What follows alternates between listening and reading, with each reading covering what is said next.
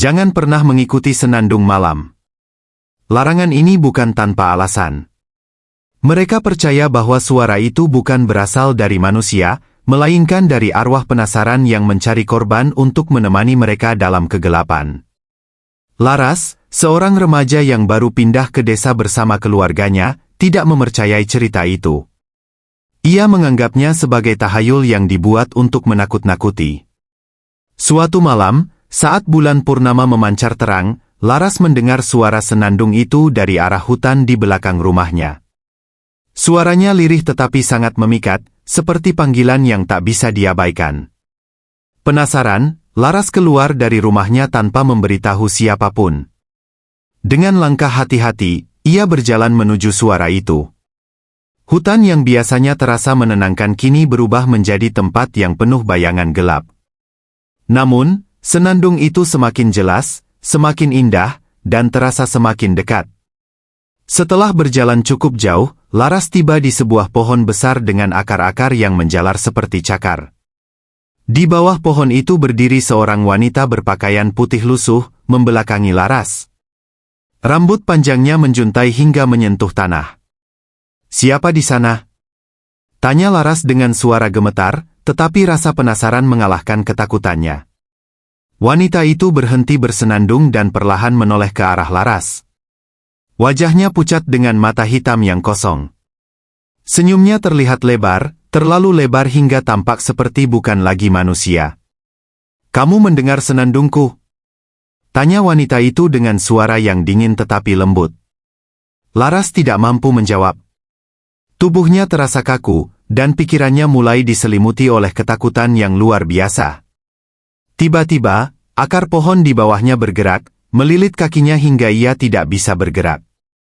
Senandung ini adalah panggilan. "Jika kamu mendengarnya, kamu telah dipilih untuk menjadi bagian dari kami," bisik wanita itu, mendekatkan wajahnya ke Laras.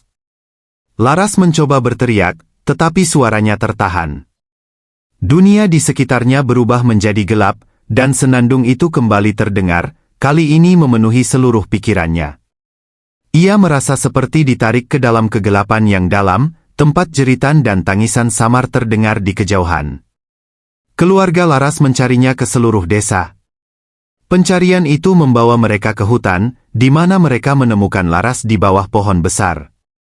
Tubuhnya kaku, matanya terbuka lebar, tetapi tidak ada kehidupan di dalamnya. Anehnya, bibir Laras bergerak sendiri, menyenandungkan lagu yang sama yang didengar banyak penduduk desa malam sebelumnya. Sejak saat itu, senandung itu tidak hanya terdengar di malam bulan purnama. Setiap malam, penduduk desa mendengar lagu itu melayang dari hutan, dan satu persatu, mereka yang mendengarnya mulai menghilang. Tetua desa akhirnya mengungkapkan rahasia kelam di balik senandung itu. Ratusan tahun lalu, seorang wanita bernama Ratih dihukum mati oleh penduduk desa karena dituduh sebagai penyihir. Sebelum meninggal, Ratih menyenandungkan lagu terakhir sebagai kutukan bagi mereka yang mendengarnya. Pohon besar itu tumbuh dari tempat tubuh Ratih dimakamkan secara tidak layak. Arwahnya tidak pernah tenang, dan lagu itu adalah panggilan bagi jiwa-jiwa baru untuk menemaninya dalam penderitaan abadi. Desa itu perlahan-lahan ditinggalkan oleh penduduk yang selamat. Namun, senandung itu tetap bergema di udara malam. Para pelancong yang nekat mendekati desa atau hutan itu sering melaporkan mendengar suara lembut yang memanggil mereka dari kejauhan. Tidak ada yang pernah kembali setelah mengikuti suara itu. Pohon besar itu kini berdiri sebagai penjaga kutukan, tempat arwah-arwah yang terperangkap terus menyenandungkan lagu pilu tanpa akhir. Jika kamu mendengar suara itu, ingatlah, jangan pernah mengikuti senandung malam. Desa itu telah lama ditinggalkan, namun masih ada satu keluarga yang tinggal di pinggiran, jauh dari hutan dan pohon besar yang menjadi pusat kutukan itu. Keluarga Hasan, seorang petani yang baru saja pindah dari kota besar, tidak mendengar cerita-cerita lama tentang senandung yang memanggil arwah. Mereka hanya tahu bahwa desa ini tampaknya sepi dan damai. Namun, malam itu, saat bulan purnama kembali bersinar terang, suara itu kembali terdengar, senandung yang sama, lembut namun menggetarkan jiwa.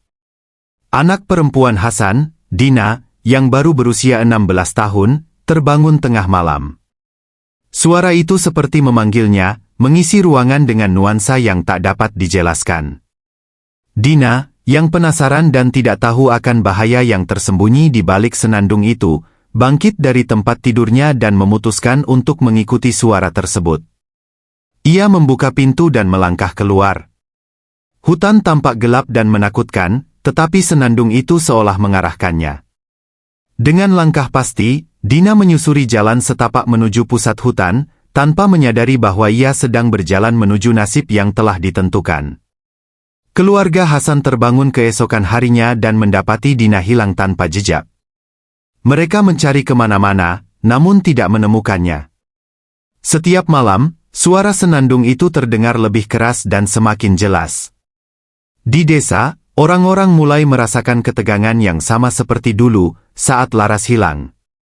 Mereka tahu bahwa senandung itu tidak hanya sekadar suara, itu adalah panggilan dari dunia lain, dunia arwah yang tidak pernah tenang. Bapak Hasan yang terdesak oleh rasa kehilangan dan kebingungan, memutuskan untuk mencari tahu lebih dalam tentang kutukan ini. Ia menemui kakek tua yang menjadi penjaga cerita-cerita desa dan bertanya tentang senandung itu. Kakek itu menghela napas panjang, wajahnya tampak muram. Senandung itu bukan hanya untuk menjemput jiwa yang mendengarnya, kata kakek itu dengan suara parau. Itu adalah cara arwah-arwah memanggil jiwa-jiwa baru untuk menambah jumlah mereka. Mereka yang hilang akan menjadi bagian dari kutukan ini, terperangkap di antara dunia arwah dan dunia manusia. Tidak ada yang bisa menghindarinya, kecuali mereka yang tahu bagaimana menghadapinya. Kakek itu menceritakan bahwa senandung itu berasal dari pohon besar yang telah lama berdiri di tengah hutan. Pohon itu adalah tempat arwah Ratih, wanita yang dihukum mati ratusan tahun lalu, disemayamkan. Setiap kali bulan purnama datang, senandung itu akan menggema, dan arwah yang mendengarnya akan dipanggil untuk bergabung dengan arwah-arwah lain yang telah terperangkap. Dengan pengetahuan itu, Hasan memutuskan untuk pergi ke hutan dan mencoba menyelamatkan putrinya. Ia tahu bahwa ia tidak hanya harus menghadapi senandung itu, tetapi juga arwah-arwah yang telah terperangkap. Bersama beberapa warga yang berani, ia memulai perjalanan berbahaya menuju pohon besar yang menjadi sumber kutukan. Malam itu, langit tampak gelap pekat. Suara senandung yang menggema semakin mendekat. Mereka berjalan dengan hati-hati, menyusuri jalanan berbatu yang dipenuhi tanaman liar. Ketika mereka semakin dekat ke pusat hutan, mereka mulai merasakan adanya perubahan dalam udara, seakan sesuatu yang tak kasat mata mengamati mereka. Akhirnya, mereka tiba di pohon besar yang ditandai dengan akar-akarnya yang menjalar ke segala arah. Namun, yang mereka temukan di bawah pohon itu bukanlah Dina, melainkan sosok-sosok lain yang tampak pucat dan kosong, seperti tubuh tanpa jiwa. Mereka adalah jiwa-jiwa yang terperangkap, termasuk Laras, yang kini berdiri dengan mata kosong dan bibir bergerak mengikuti senandung itu. Hasan menggigil ketakutan saat melihat wajah putrinya di antara mereka. Dina tampak terperangkap dalam dunia lain, matanya kosong, tetapi bibirnya ikut bernyanyi, mengulang lagu yang sama. Hasan berlutut di depan Dina, berusaha menggenggam tangannya, tetapi ia hanya menyentuh udara dingin. Kakek tua yang mengikuti mereka akhirnya menyarankan satu cara terakhir untuk mengakhiri kutukan ini, membebaskan jiwa-jiwa yang terperangkap dengan menghentikan senandung itu untuk selamanya. Cara satu-satunya adalah dengan menghadap Ratih, arwah yang memulai kutukan ini. Ia harus berdamai dengan arwah Ratih, meminta maaf untuk perbuatan masa lalu, dan menghentikan penyebaran kutukan. Hasan menatap pohon besar itu dan merasakan sebuah kekuatan gelap yang menguasai dirinya. Dengan penuh keberanian, ia memanggil nama Ratih. Seketika, suara senandung berhenti, dan hutan menjadi sangat sunyi. Sebuah cahaya samar muncul di bawah pohon besar, dan sosok wanita berpakaian putih, wajahnya penuh dengan penderitaan, perlahan mendekat. "Kenapa kau datang?" tanya Ratih dengan suara yang penuh amarah. "Mengapa kau mengganggu ketenanganku?" Hasan menundukkan kepala, merendahkan dirinya. "Kami tidak tahu tentang kutukan ini. kami datang untuk meminta maaf dan membebaskan jiwa-jiwa yang terperangkap. Tolong, bebaskan anakku dan yang lainnya." Ratih terdiam sejenak, lalu menghela napas. Kutukan ini tidak bisa dihentikan dengan kata-kata saja. "Tetapi, jika kamu bersedia menerima takdir ini, aku akan melepaskan mereka yang telah terperangkap." Dengan itu, Ratih mengangkat tangannya, dan senandung itu akhirnya berhenti. Jiwa-jiwa yang terperangkap mulai menghilang, termasuk Dina. Tetapi, sebelum menghilang, Dina menatap Hasan dengan tatapan penuh kasih. "Kau telah menyelamatkan kami, Ayah," bisiknya, sebelum lenyap ke dalam cahaya. Pohon besar itu, yang menjadi pusat kutukan, perlahan-lahan mulai layu, akarnya mencabut diri dari tanah, seolah mengakhiri kisah panjang penderitaan. Desa itu kembali menjadi tempat yang damai, dan suara senandung itu tidak pernah terdengar lagi. Namun, setiap malam bulan purnama, orang-orang masih mengingat kisah tentang senandung pemanggil arwah, dan mereka tahu bahwa kutukan itu hanya bisa dihentikan oleh keberanian dan pengorbanan yang tak terbayangkan. Meskipun senandung itu telah berhenti dan pohon besar yang menjadi sumber kutukan itu perlahan layu, kedamaian yang kembali ke desa hanya bersifat sementara. Hasan, yang kini telah kehilangan putrinya, kembali ke rumah dengan hati yang hancur. Ia tidak tahu apa yang harus ia lakukan, tetapi satu hal yang jelas, ia harus menjaga agar kisah ini tidak terlupakan, agar orang-orang di desa tidak lagi terjebak dalam kutukan yang sama. Namun, keheningan itu segera terganggu. Pada malam bulan purnama yang pertama setelah kejadian itu, desa kembali dikejutkan oleh sesuatu yang tak terduga. Dari jauh, terdengar suara senandung, lembut dan penuh kesedihan, mengalir di udara malam. Senandung itu bukan berasal dari pohon besar yang kini telah mati, tetapi berasal dari tempat yang jauh lebih dekat, rumah-rumah yang pernah ditinggalkan. Hasan, yang terbangun dengan hati berdebar, segera pergi keluar. Ia melihat bahwa semua penduduk desa, yang seharusnya tidur nyenyak, berdiri di luar rumah mereka, mata kosong menatap ke arah hutan. Mereka mendengar senandung itu, seperti dipanggil dari dalam diri mereka sendiri, seolah suara itu mengundang mereka untuk mengikutinya lagi. Hasan, meskipun rasa takut menguasai dirinya, berusaha mengumpulkan keberanian. Ia menyadari bahwa senandung itu bukan hanya panggilan arwah dari dunia lain, tetapi juga suatu cara untuk menghidupkan kutukan yang telah lama terpendam. Ia berlari ke rumah kakek tua, berharap bisa menemukan jawaban. Kakek itu, meski usianya sudah sangat lanjut, tampak tidak terkejut ketika Hasan menceritakan apa yang baru saja terjadi. "Kutukan ini belum selesai, Hasan," kata kakek itu dengan suara berat. "Apa yang terjadi beberapa malam lalu hanyalah penghentian sementara. Senandung itu tidak akan berhenti selama masih ada jiwa yang terperangkap. Mungkin, jika kita tidak menemukan cara yang lebih kuat untuk menghancurkan sumber kutukan ini, setiap kali bulan purnama datang, senandung itu akan kembali." Kakek itu memberitahu Hasan tentang sebuah ritual yang sangat berbahaya. Ritual ini melibatkan pengorbanan terakhir untuk menghancurkan kutukan sepenuhnya. Ritual itu harus dilakukan di bawah pohon besar yang sekarang telah mati, tetapi hanya dengan keberanian seseorang yang benar-benar ingin menghapus kutukan dari dunia ini. "Pohon itu hanya mati di permukaan," kata kakek itu. "Arwah Ratih yang telah dihukum dengan tragis, masih ada. Untuk mengakhirinya, kita harus menghadapinya secara langsung. Tapi untuk itu, kita harus siap menghadapi segala sesuatu yang lebih gelap daripada yang pernah kita bayangkan." Dengan tekad yang bulat, Hasan memutuskan untuk melaksanakan ritual tersebut. Ia kembali ke rumahnya, melihat anak-anaknya yang masih kecil tidur dengan tenang, dan memikirkan betapa pentingnya mengakhiri kutukan ini untuk generasi mendatang. Ia mengumpulkan beberapa warga yang masih berani dan pergi ke hutan, menuju tempat pohon besar yang kini tampak lebih menakutkan daripada sebelumnya. Malam itu, bulan purnama memancarkan sinar yang sangat terang. Ketika mereka tiba di bawah pohon besar yang dulu berdiri kokoh, mereka menemukan sesuatu yang mengerikan.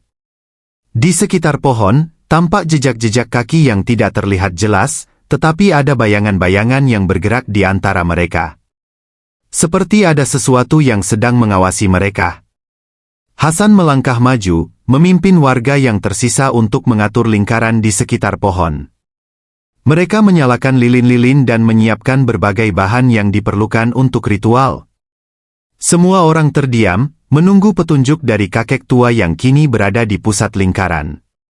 Dengan suara gemetar, kakek itu mulai melafalkan kata-kata dalam bahasa kuno yang tak dimengerti oleh mereka. Tiba-tiba, suara senandung itu terdengar lagi, jauh lebih keras daripada sebelumnya. Suara itu datang dari dalam pohon, memanggil mereka dengan sebuah daya tarik yang sulit ditolak. Tanpa sadar, warga desa mulai bergerak, tubuh mereka seperti ditarik oleh kekuatan yang lebih kuat dari kehendak mereka. Hasan meraih tangan anaknya yang masih kecil, berusaha menahan mereka, tetapi mereka juga mulai bergerak menuju pohon. Senandung itu kini berubah menjadi suara yang mengerikan, penuh dengan penderitaan dan kemarahan. "Tidak! Jangan dengarkan suara itu!" teriak Hasan, berlari ke depan untuk menghentikan mereka. Saat Hasan mendekati pohon, ia merasakan tubuhnya mulai lemas. Senandung itu seolah menembus jantungnya, dan ia melihat bayangan seorang wanita, sosok ratih, berdiri di depan pohon. Wajahnya dipenuhi air mata, dan matanya penuh dengan kebencian dan kesedihan. Namun, ada sesuatu yang berbeda kali ini. Ratih tampaknya tidak lagi tampak mengerikan, melainkan seperti sosok yang hilang harapan. "Kenapa kalian datang lagi?" tanya Ratih dengan suara yang bergetar. "Untuk mengakhiri ini semua," jawab Hasan, suaranya penuh tekad. "Kami tidak akan biarkan kutukan ini menguasai kami lagi. Kami ingin kedamaian." Ratih terdiam sejenak, lalu mengangguk. "Mungkin saatnya kutukan ini benar-benar berakhir. Aku hanya ingin keadilan. Tetapi untuk itu, kau harus mengorbankan sesuatu yang berharga bagi dirimu." Hasan menatapnya, dan dalam keheningan yang menegangkan itu, ia menyadari bahwa ia harus melepaskan segalanya, termasuk kenangan indah tentang keluarganya yang masih hidup. Dengan satu tarikan napas, ia mengangkat tangannya dan mengucapkan kata-kata terakhir. Senandung itu berhenti seketika, dan cahaya dari pohon besar itu mulai meredup. Dalam sekejap, Ratih menghilang, dan suara hutan kembali sunyi. Tidak ada lagi suara yang menggema di malam itu. Hasan jatuh ke tanah, tubuhnya kelelahan, tetapi ia tahu bahwa kutukan itu akhirnya telah berakhir. Desa itu, meskipun hancur dan penuh kenangan, kini bebas dari pengaruh senandung pemanggil arwah yang telah lama mengerikan. Keheningan yang tercipta setelah akhir ritual itu terasa mencekam, seolah dunia berhenti berputar sejenak. Hasan, yang jatuh ke tanah dengan tubuh lemas, merasakan berat di dadanya. Namun, ada rasa lega yang mulai muncul di dalam dirinya. Senandung itu akhirnya berhenti. Ratih, arwah yang selama ini menuntut pembalasan, akhirnya telah mendapat kedamaian. Desa, yang telah lama dihantui oleh kutukan, kini tampak tenang. Namun, di dalam keheningan malam, ada sesuatu yang tidak beres. Angin yang biasanya berdesir lembut, kini bertiup kencang, seolah mengingatkan mereka bahwa kutukan itu belum sepenuhnya berakhir. Hasan menatap pohon yang dulu berdiri tegak, kini tampak seperti sebuah sisa-sisa kenangan, layu dan tak berarti lagi. Namun, dalam hatinya, dia merasakan ada yang hilang. Keesokan harinya, setelah kejadian malam itu, desa tampak seperti baru saja bangun dari mimpi buruk panjang.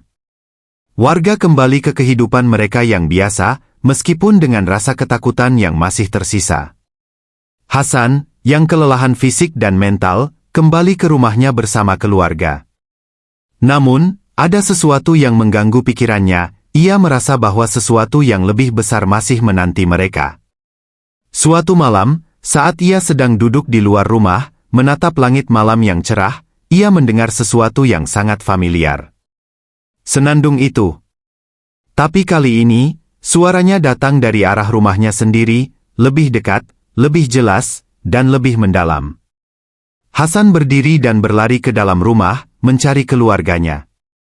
Ia menemukan istrinya dan anak-anaknya tertidur pulas, tetapi sesuatu yang aneh terjadi. Meski mereka tampak damai, wajah mereka tampak pucat, dan nafas mereka terdengar lebih pelan, seolah mereka berada di ambang kematian. Hasan, kau tidak mengerti, suara itu terdengar lembut, tapi sangat jelas di telinganya. Hasan menoleh ke arah suara itu dan melihat bayangan putih melayang di depan pintu. Itu adalah sosok Ratih, namun kali ini, ia tidak tampak penuh penderitaan atau amarah. Wajahnya yang dulu kelam, kini terlihat damai, meski masih ada sedikit kesedihan yang tersisa. "Kenapa kau kembali?" tanya Hasan dengan suara yang gemetar. Ratih menghela napas panjang. "Kutukan ini bukan hanya milikku. Ini adalah kutukan yang lebih tua, yang sudah berakar dalam tanah ini. Aku memang telah bebas, tetapi ada lebih banyak jiwa yang masih terperangkap, jiwa-jiwa yang tidak bisa pergi. Mereka yang kau selamatkan, mereka yang kembali ke dunia ini, masih membawa beban yang harus diselesaikan." Hasan merasa tubuhnya terhuyung. Ia merasa seolah seluruh dunia sedang runtuh di sekelilingnya. "Jadi, kutukan itu belum berakhir?" Ratih mengangguk, langkahnya perlahan mendekat. "Senandung itu hanya salah satu bentuk dari kutukan. Aku hanya membawa jiwa-jiwa yang paling tersakiti, tetapi ada lebih banyak lagi yang terperangkap. Mereka yang ingin kembali tidak akan pernah bisa tanpa sebuah pengorbanan terakhir." Dengan ketakutan yang semakin menguasai dirinya, Hasan menyadari apa yang harus dilakukan. Arwah yang masih terperangkap bukan hanya milik Ratih, tetapi jiwa-jiwa yang ingin membalas dendam, yang menginginkan lebih banyak pengorbanan dari manusia yang datang setelahnya. Mereka tidak akan membiarkan dunia ini bebas tanpa mereka. "Apakah ada cara untuk mengakhiri ini?" tanya Hasan, suara penuh putus asa. "Ya," jawab Ratih, "ada satu cara. Tetapi untuk itu, kau harus kembali ke pohon itu, dan kali ini kau harus mengorbankan sesuatu yang lebih besar daripada dirimu. Hanya dengan pengorbanan sejati, kutukan ini dapat dihentikan untuk selamanya." Hasan merasakan beban di dadanya. Ia tahu apa yang harus dilakukan, tetapi itu berarti kehilangan sesuatu yang sangat berharga bagi dirinya. Tanpa banyak pilihan, ia memutuskan untuk kembali ke pohon besar, tempat di mana kutukan itu bermula. Malam itu, saat bulan purnama kembali muncul di langit, Hasan, bersama beberapa warga desa yang masih bertahan, pergi ke hutan. Hutan yang dulu gelap dan menakutkan kini terasa semakin berat. Udara terasa padat dengan ketegangan, seolah semua makhluk di hutan itu tahu bahwa sesuatu yang besar akan terjadi. Mereka sampai di pohon besar yang kini terlihat lebih seperti sebuah simbol dari penderitaan yang telah berlangsung lama. Di sekitar pohon, tanah tampak retak, seolah mengingatkan mereka akan kesakitan yang telah dipendam selama berabad-abad. Hasan berdiri di depan pohon itu, merasa ada sesuatu yang menggelora di dalam dirinya, sesuatu yang meminta untuk diselesaikan. Ratih muncul lagi di depannya, kali ini wajahnya penuh harapan. "Ini adalah waktu terakhir. Pengorbanan terakhir. Hanya dengan melepaskan sesuatu yang berharga dari dalam dirimu, kutukan ini akan berakhir." Hasan menatap keluarganya yang berdiri di belakangnya, anak-anaknya yang tampak takut dan bingung. Ia tahu, untuk mengakhiri semua ini, ia harus melepaskan mereka, menyerahkan mereka pada dunia lain agar jiwa-jiwa yang terperangkap bisa pergi. Dengan berat hati, Hasan melakukan pengorbanan terakhir. Ia merelakan keluarganya untuk menjadi bagian dari dunia arwah, agar kutukan itu benar-benar berakhir. Tanpa kata-kata, ia meletakkan tangan mereka di tanah dan mengucapkan doa terakhir. Pada saat itu, langit di atas mereka terbuka, dan senandung yang mengerikan itu berhenti. Semua jiwa yang terperangkap, termasuk Ratih, perlahan menghilang ke dalam cahaya. Pohon besar itu, yang menjadi simbol dari kutukan, hancur menjadi debu, dan tanahnya kembali subur, memberi tanda bahwa akhirnya, kutukan itu telah berakhir. Hasan, meskipun kehilangan segala sesuatu yang paling berharga, merasa ada kedamaian yang datang setelah pengorbanan itu. Ia kembali ke desa yang kini aman, meskipun tanpa keluarga dan tanpa kenangan yang dulu dimilikinya. Namun, di dalam hatinya, ia tahu bahwa senandung pemanggil arwah tidak akan pernah kembali. Namun, ia juga tahu satu hal, kutukan mungkin telah berakhir, tetapi kisah ini akan tetap hidup dalam ingatan mereka yang bertahan. Senandung itu adalah peringatan tentang kekuatan arwah yang tak terlihat, tentang bagaimana kegelapan bisa merasuki dunia jika kita tidak berhati-hati. Dan Hasan pun menjalani hidupnya dengan kesadaran bahwa ada kekuatan yang jauh lebih besar daripada yang dapat dipahami manusia, dan kadang, pengorbanan adalah satu-satunya cara untuk mengakhiri penderitaan.